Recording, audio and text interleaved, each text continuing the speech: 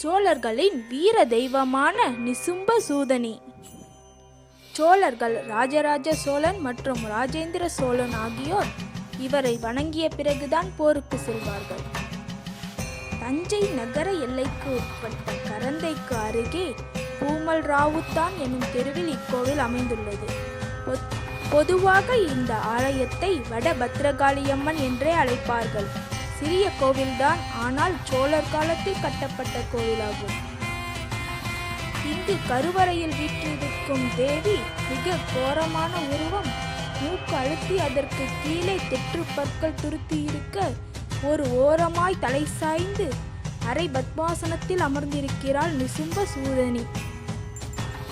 தீச்சுடர் போன்ற கேசம், பற்றிய தோளும் விலா எலும்புகளுடன் கூடிய 16 கைகள், அதில் விதவிதமாக ஆயுதங்கள், காலுக்கு அடியில் 4 அசுரர்களை வதைத்து அழுத்தும் கோபத்தை சிற்பத்தில் வடிவமைத்திருப்பது பார்க்க பிரமிப்பூட்டும். இவர்களே சண்டன், முண்டன், சும்பன், நிசும்பன். யுத்த களத்தில் உக்கிரமாக போர் புரியும் போது நெஞ்சு நிமிர்த்தி எதிரியை நோக்கி பாயும் வன்மத்தையும், அதனால் முதுகுப்புறம் சற்று வளைந்து குழிவாக இருப்பதையும் காணலாம்.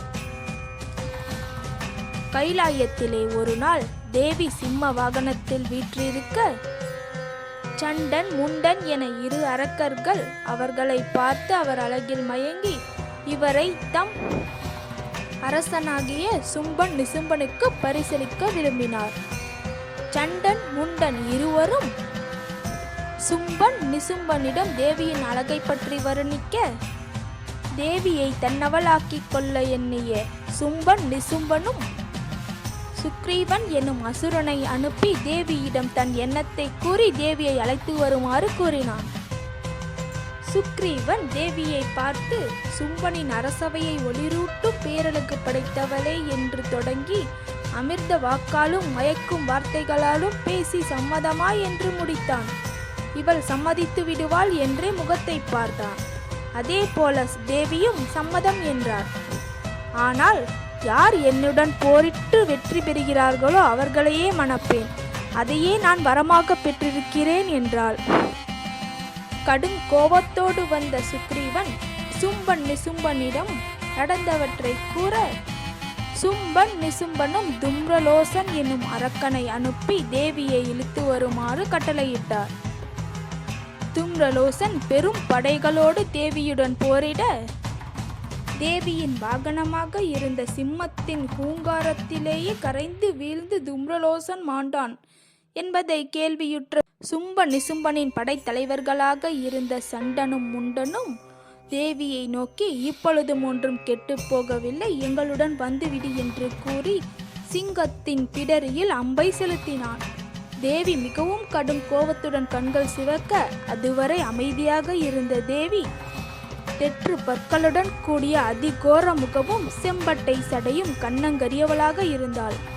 கத்தியும் கழுத்து சுருக்கிட்டு இழுத்து போடும் பாசமும், கபாலங்களை மாலையாகவும் வரிப்புலியை உரித்து அதன் தோலை சேலையாக போர்த்தி கொண்டிருந்தாள். உடல் முழுவதும் இரத்த குழம்பை கஸ்தூரி சந்தனமாக பூசிக்கொண்டாள்.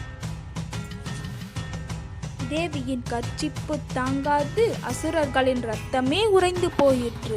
தேவியின் வாள் நிசும்பனின் தலையை வெட்டியது. சும்பனை சூலத்தால் மார்பினில் பாய்ச்சினாள்.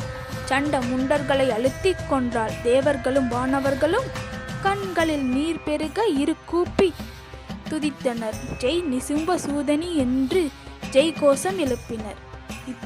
அதுவே சோழர்களின் தொடக்க காலம். நிசும்ப சூதினியை வெற்றி தெய்வமாகவும் சத்ருநாசம் செய்யும் மாகாளி என எண்ணி சோழகுல சக்கரவர்த்தியான விஜயலாய சோழன் 850வது வருடம் தஞ்சையில் நிறுவினான்.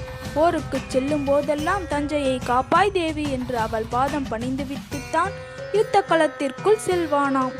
இதனை மிகவும் ஆதாரபூர்வமாக திருவாலங்காட்டு செப்பேடுகளில் காணலாம்.